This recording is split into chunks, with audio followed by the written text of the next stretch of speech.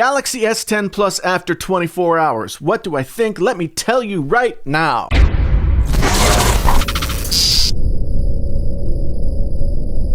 there, friends on YouTube. My name is Jason, sometimes known as the JTL. This is Painfully Honest Tech, so honest it hurts. If this is your first time here, thank you for stopping by. If you've been here before, thank you for coming back. I really do appreciate it. Let's talk about this Galaxy S10/S10 Plus. I was able to pick up the Galaxy S10 Plus here on launch day. I know a lot of people had trouble getting them, but hey, it's one of the benefits of living in Iowa. Not everybody's lining up to get the new hotness in the phone department. So I was able to get mine in the Prism White, which is exactly what I was looking for. So just so sexy, just so sexy. Anyway, what I'm going to do here in this video, since I can't honestly claim that I know everything that there is to know and I can say everything that I like and dislike about this phone, I'm going to go through some pros and cons that I have noticed in these 24 hours so that you guys can have a sense of what it might be like to grab one and what you might expect when you first get set up with one. Let's start out with the pros, okay? Pros. Positives first, right? Just so we feel good. The design and the build quality are just, I mean, some people have said that it feels cheap or it feels too light, but it is so thin and it is so light but it feels solid. It feels solid in the hand. It fits well in the hand. Bigger phones like this don't always feel so comfortable to hold on to, but this one is, you know, you can do the reach. Of course, you can't do that. You can't do reaching up here, but you can reach across the phone all the way.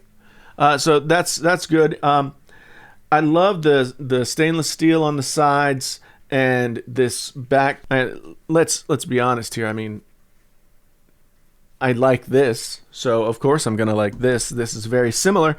What else do I like? I also really like the colorfulness of the One UI. Even on the always on display, they've got colorful icons, whereas the previous Samsung experience was just sort of flat, white. Everything was looking kind of gross, and I really like the colors that are going on so far. And I'm looking forward to getting to know One UI a little bit more. I haven't had enough time really to spend with One UI to get used to it at all, so I can't comment too much on whether or not I like it. I do like the colorfulness of it. I'm not sure if I like the icons themselves. They may be a little bit too big. They may be a little bit too cartoony. Just give me a week. I'll tell you what I think in a video coming down the road. Walk around the phone and talk about what I like. Well, I like the headphone jack. It's good to have it. Nice to see you. Very nice. The screen is absolutely unbelievable. The screen just looks fantastic all the time. The brightness is more than you could ever hope for. And I like the way it's just sort of set up this way. The screen is better than the Samsung screens that I have seen before. Samsung somehow always is able to make the screens better year after year after year. People were asking about the hole punch. Now, I have a wallpaper here that is hiding the dual hole punch up there. Yeah, here in Google search, you can see it there. Now, I will say that as much as I thought it was going to bother me, I mean, I felt this way when I went out to the event on February 20th, and I feel this way now that I have one in hand. Even the double hole punch here doesn't bother me as much as I thought it was going to bother me, and that's good. That's good, because I thought it was going to bother me quite a lot. It's noticeable, but I think after using it for a while, it will just sort of recede into the background, especially if I continue to use these wallpapers that will hide it automatically. The hole punch, I can say this, now makes, by comparison, the notch look like something from the Stone Age. Makes it look like your granny's panties. This looks like the future. This looks like a design compromise, even more so than it ever has before. So I think the hole punch is moving in the right direction. Apple is going to have to do something about this if they want to keep pace with design with the Samsung folks this year. A couple of people on Twitter have asked me how's the battery life so far, and I can say that it has been pretty impressive to this point. I have had the brightness on 50% for most of the time that I've had it. I charged it up to 100% right after I got it, so that was probably about 11 o'clock yesterday afternoon. And as of 12 o'clock today, 12 p.m., it was at 57%. That's better than I've ever had on any Samsung S phone. And I don't know if it's a fair comparison. It's just the first discharge that I've had of the battery.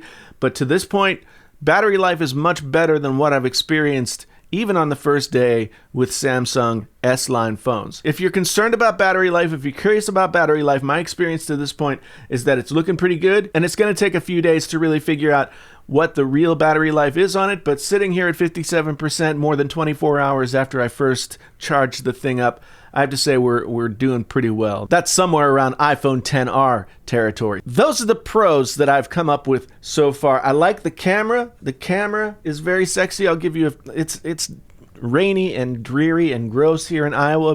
There's nothing I can really show you that will show off what the camera can really do because it's gray and rainy and gross. Now, let's get down to it. Talk about some of the cons that I've noticed at this point. The biggest con that I've discovered to this point is inadvertent touches by my fingers. Like, there's just not very much space around here. And so even when just like trying to twist into landscape with a YouTube video or something like that, I find myself selecting one of these videos down here with like my pinky or my ring finger. That's something that I've had trouble with on previous Samsung phones, and it seems to still be here. In fact, while I've been doing this video, I have inadvertently triggered something by just holding it like this. And I've had to stop and make it go away and come back. So the inadvertent touch thing that I was concerned about seems to still be here. Maybe my fingers need to get used to it, but right now it's annoying, and that's one of the cons. See, look, I just did it. I just accidentally triggered a YouTube video by turning the phone around this way. So that to me is a little annoying. I'll keep you posted on whether or not I get more used to it or it gets better as time goes on. Another thing I want to talk about is the Fingerprint Reader. I love the new Fingerprint Reader. We just stick our little finger on there and it opens up.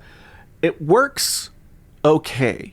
I've had some problem with it not actually working as well as I thought it should. It's a little bit slower than I thought it would be. It's a little bit slower than I saw it at the Samsung event out there in San Francisco. There seems to have been some sort of software update that slowed it down. I haven't been able to get as accurate and just one press and you're in kind of reading as I wanted, but that might be in part because this device comes with a screen protector, a very thin plastic screen protector applied to the phone when you buy it. My buddy Viper was telling me last night that he heard that if you take that screen protector off, it will help with the fingerprint reader accuracy. Maybe, and after about a half a day or so of doing that, it seems to be better, but it's still not as reliable as I would want it to be. So the fingerprint reader, the jury is still out. And yes, those cons are annoying, but there's really only those two that I could think of right off the top of my head after using this thing for a day. This is just my first impressions, and as I get it more set up and more integrated with my life and all that, I'll be back with a 1-week review, so I'll tell you maybe 72 hours, who knows. But go ahead and subscribe to the channel if you haven't already, if you want to see my follow-up videos on the Samsung Galaxy S10.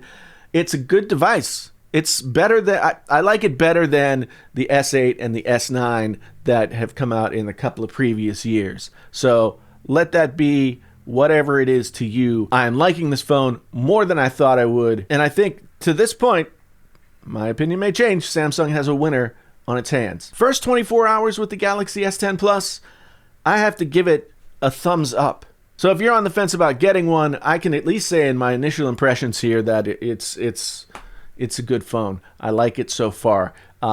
So, yeah. Anyway, what do you guys think? Have you gotten your S10 Plus phone? Are you getting an S10 of any kind? Let me know down in the comments. Let me know what you want me to talk about or think about as time goes on for the next review down in the comments for the 1-week review or the 72-hour or whatever it is.